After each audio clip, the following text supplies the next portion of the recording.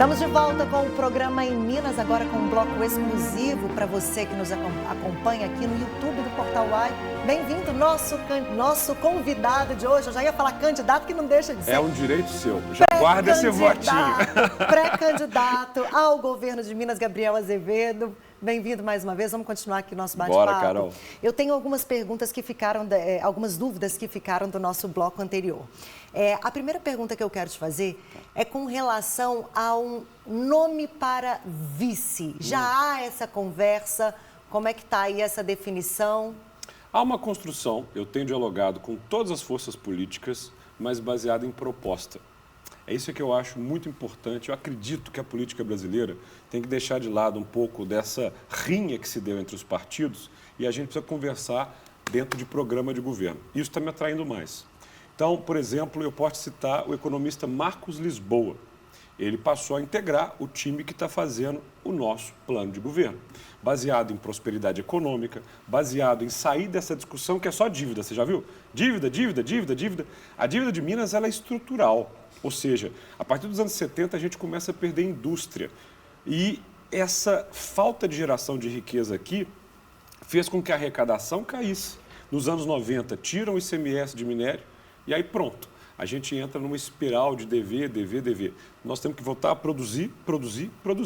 Não dá para Minas ficar, como há séculos atrás, vivendo só do que tira da terra e vende praticamente como commodity. Se isso não mudar, nós não vamos avançar. E aí, alguém que vai estar na chapa comigo tem que ter esse pensamento de que a gente tem que desenvolver Minas Gerais.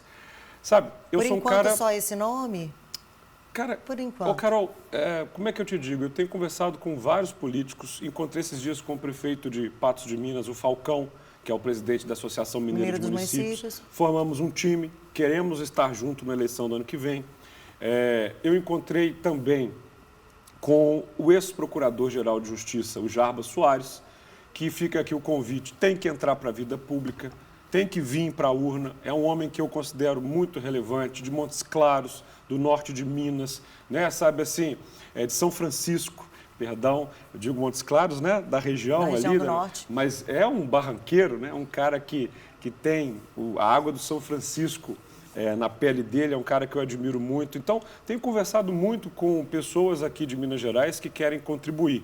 E essa conversa vai se afunilando ali na frente e a gente vai ter uma dupla. Muita água ainda tem para rolar, né? Muita água. E com relação a apoios de partidos, já há alguma conversa para ter algum partido aliado? Eu tive conversando com o presidente do PSB, prefeito Otacilinho, porque na eleição para prefeito, inclusive o PSB foi um parceiro de chapa. Eu contei com o Paulo Brant, que aliás vai ser candidato a deputado federal pelo MDB, foi vice-governador de Minas Gerais. Eu tive a honra de contar com o Paulo Brant como candidato a vice-prefeito na chapa. Então, o PSB está tendo uma conversa. Conversei muito com o meu amigo, prefeito de Nova Lima, um dos melhores políticos de Minas Gerais, o João Marcelo, que assumiu recentemente o Cidadania, substituindo outro amigo, o deputado estadual João Vitor Xavier. Conversei muito com o Paulinho Biacchio e o PSDB, que é o presidente do PSDB local, partido que eu fui por 8 anos e que tem um legado muito importante em Minas Gerais, que precisa ser relembrado, com várias conquistas. Eu fiz parte do governo de Antônio Anastasia, com muito orgulho, com várias propostas que se efetivaram e estamos conversando. Estamos conversando porque eu sinto que é preciso oferecer para Minas Gerais uma candidatura que não seja um chaveirinho. O que eu chamo de chaveirinho? Já tivemos aí Bolsonaro e Zema. Não vi muita coisa avançar. Já tivemos aí Dilma e Pimentel. Não vi muita coisa avançar. Essa coisa de tratar Minas como moeda de troca, quem vai ser palanque de quem vai ser... Fica parecendo que a gente é troco. Fica parecendo que a gente é menos importante. Quem ganha em Minas ganha a presidência do Brasil. Beleza, e o que nós, povo mineiro, levamos com isso? O importante é tratar de mineiro para mineiro, pensando no povo mineiro em Minas. E essas alianças são importantes, Gabriel, até porque o tempo de televisão é muito curto, né? Dentro de uma campanha. Mas o tempo de mídia social é longo. Você sabe, vamos lembrar de 2018? Todo mundo falava que o Romeu Zema não tinha a menor chance, né? Não porque fechou de cá, fechou de lá, o tempo de televisão. Eu cheguei esses dias lá em Medina, tarde da noite, o vereador me recebeu, o Codó. Gabriel, tô animado. O que foi? você já está em segundo na pesquisa, uma pesquisa que foi feita, a MDA, e ele falou, e eu falei, eu não estou sabendo. Lá no Jequitinhonha, né, onde eu rodei 9 horas para chegar, a informação chegou antes de mim. Eu, que sou o pré-candidato, fui descobrir que meu nome estava em segundo lugar numa pesquisa com quase 10%, numa cidade 9 horas distante de Belo Horizonte. Sim. A televisão, ela tem o seu papel, ela tem inserção, mas as pessoas estão amplamente conectadas nas mídias sociais, estão atentas ao que está acontecendo, e eu sinto que nós não teremos muitos candidatos. Nós teremos poucos candidatos, um representando o governo, 2 ou no máximo 3. Que já foi lançado, inclusive, Matheus Simões, né, também pré-candidato. Sim, e as pessoas vão conseguir escolher. E mais, eu tenho um compromisso nessa campanha, elevar o debate.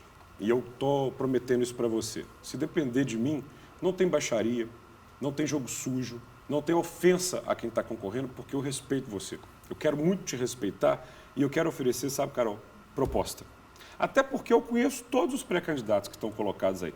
Há uma mudança geracional na política mineira. O vice-governador foi eleito pela primeira vez em 2016 comigo. Naquela eleição, eu tive cerca de 10 mil votos, ele teve cerca de 5 mil votos aqui em Belo Horizonte. Nós somos colegas. E na mesma eleição, o senador Cleitinho também foi eleito em 16, lá em Divinópolis. E na mesma eleição, Alexandre Calil também foi eleito prefeito de Belo Horizonte. Então, há uma mudança de personagens na política pública. E ter 39 anos, para mim, não é motivo de nenhuma condição menor do que outras candidaturas. Nós vamos falar sobre o seu livro. O livro está aqui em cima da mesa, eu já vou falar já. Mas eu vou pegar um gancho, porque você falou que vai elevar o debate. Sim. Você já apareceu para a gente ali como candidato à Prefeitura de Belo Horizonte, com alguns discursos um pouco polêmicos, né? Algumas alfinetadas. Então, isso não vem agora nesse Gabriel pré-candidato ao governo de Minas? Errar é humano, mas aprender é fundamental. Ou seja, eu estou com 39. Gente, eu não venho desse tipo de carreira política em que um pai me criou para a política. Eu não tenho padrinhos que me criam. Aqui, assim como você, que trabalha e dá duro na vida, eu fui me fazendo na política com o apoio dos meus eleitores, de quem sempre me deu um voto de confiança, e a gente erra. E eu já disse isso aqui, não é problema nenhum admitir erro. Na última campanha, por vezes eu olho os debates e falo, poxa, isso eu não deveria ter feito. E isso é muito bom. Agora, isso daqui eu deveria ter feito. Mostrar o problema de Belo Horizonte e qual é a minha solução. E eu sinto, Carol, que na hora que eu fiz isso na última campanha, o foguete subiu. Na hora que as pessoas começaram a identificar, poxa, mas esse cara realmente tem solução para o problema que me dói. Aí o problema vai ser resolvido. E isso interessa ao eleitor. Interessa a pessoa que está na região metropolitana ter o bilhete integrado.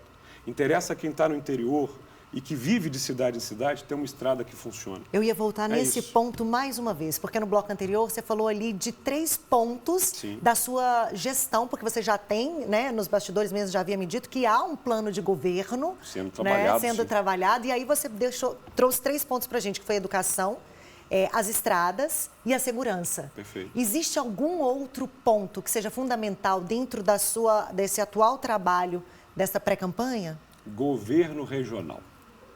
Nós estamos falando de Minas Gerais, 10 regiões, 853 cidades. Alô, prefeito, alô, vereador. Eu sei o que você passa pegando um carro e vindo para o Palácio Tiradentes, ou para o Palácio da Liberdade, para fazer uma foto contigo e você sair assim, ó, com a mãozinha abanando. Eu sei o que é depender da capital o tempo inteiro. Nós precisamos, Carol, regionalizar. Prefeito em Belo Horizonte tem hoje 10 regionais. Barreiro, Venda Nova, Pampulha, Leste. Não dá para governar Minas do Palácio. E também não adianta só ficar viajando para postar nas mídias sociais. Você tem que ter governadores regionais. E no meu governo, nós vamos ter 10 governadores regionais. Gente, isso é novidade. Como é que vai funcionar? Governadores regionais? É você ter alguém que de fato representa o governo na região, para que o prefeito fale com quem represente o governador lá. E não é alguém de Belo Horizonte indicado para ir para Montes Claros, para Juiz de Fora, para o Triângulo, para Zero. É alguém da região, que entende a região e que vai receber quem tem os problemas para ter as soluções. Quiser vir conversar com o governador, está garantido. mas eu preciso facilitar a vida do prefeito, preciso facilitar a vida do vereador, eu preciso facilitar a vida dos municípios de maneira local. E a regionalização do governo, obviamente com reuniões semanais de controle, de gestão, isso faz um Estado avançar. Porque o Jequitinhonha tem que ter um governo local, tem que ter um governo regional, integrado com todos os secretários. E sabe por que eu posso te dizer isso? Porque eu fiz isso quando eu estava no governo. Quando eu estava no governo, eu criei um comitê intersetorial, porque chegava o prefeito, o vereador e falava assim: secretário, o que tem na minha cidade para a juventude? E no começo eu disparava ofício para todos os outros secretários, o de saúde, de educação. O que eu fui descobrindo? Tinha cidade que tinha programa replicado, desperdício de recursos. Por quê? Não conversa, não tinha não diálogo integra. E não dava para entender daquilo que acontecia lá na região. Nunca dá. Qualquer pessoa que pense que dá para governar o estado de Minas a partir de Belo Horizonte apenas, está equivocado. Então, uma ideia que eu estou te oferecendo, você que não está aqui pertinho da capital, você não está na região metropolitana, tem que ter um governo regional para você, com gente da região que representa e fala pelo governador. Mas isso só pode fazer, Carol, quem tem desprendimento de poder. Quem sabe que você só governa em time e respeitando as regiões. Então, governo regional, você está ouvindo desse pré-candidato aqui como uma ideia. Mais uma ideia. Agora vamos falar do livro Vamos. Federalismo. Conta pra gente. Olha, curiosamente, vou pegar aqui para mostrar pro pessoal, na câmera 3 aqui, ó, vamos fechar.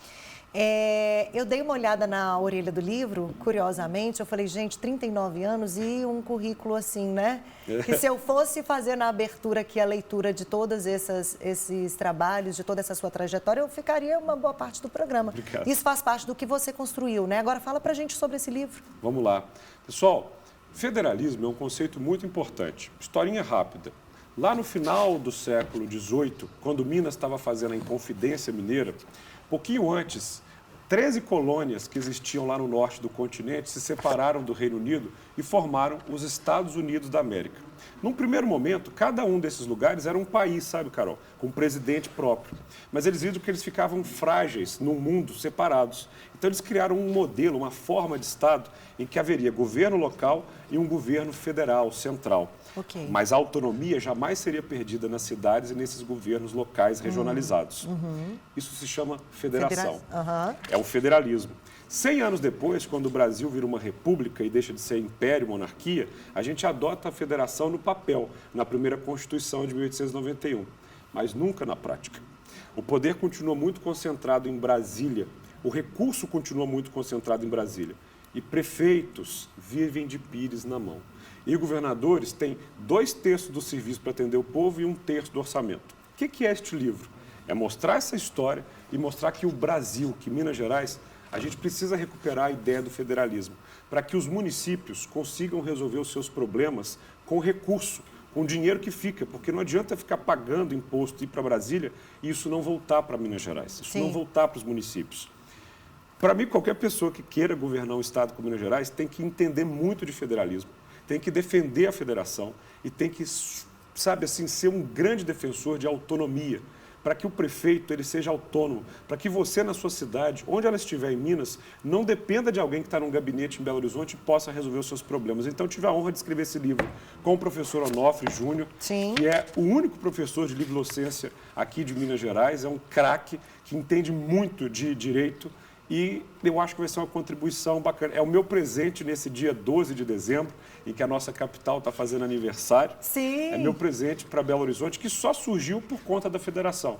Se não fosse o Brasil se transformar numa república, criar um modelo federativo que permitisse a Minas Gerais ter uma Constituição escrita e promulgada naquele 15 de junho, que depois teve um artigo mudando a capital, jamais teríamos Belo Horizonte. Então, Belo Horizonte é uma cidade, é uma capital que surge da federação. Entender esse assunto é governar Minas não só com amor, mas também com conhecimento. E um recado que eu diria para você, olha, que está assistindo a gente e que está aí com seus 15, 20 anos e está estudando. E para o pai e para a mãe, nunca deixe de estudar. Se eu puder dar um recado aqui, um só para você que está nos acompanhando, eu nunca deixei de estudar. Eu estou com 39 anos. Concluí o Instituto de Educação, o Colégio Militar, 3 faculdades, pós-graduação, mestrado e estou fazendo um doutorado agora, sendo professor em várias instituições. É só a educação, é só o conhecimento que vai levar a gente adiante. E fica esse pedido para mim, se eu não conquistei aqui o seu apoio, deixa eu conquistar a sua atenção para dizer que estudo importa, professor importa e é só isso que vai levar Minas Gerais longe e adiante com desenvolvimento para todo mundo. Gabriel, muito obrigada pela entrevista. Resumindo disso tudo, entendi que vem aí como pré-candidato ao governo de Minas um Gabriel Azevedo diferente, é isso? Se a gente não muda, nada muda. Obrigada. Vamos mudar Minas Gerais. Obrigada pela entrevista. Obrigado. Você que nos acompanhou de casa, obrigada também pela companhia. Lembrando, a íntegra desse bate-papo você acompanha amanhã no Jornal O Estado de Minas. Até o próximo programa, pessoal. Tchau. Obrigada.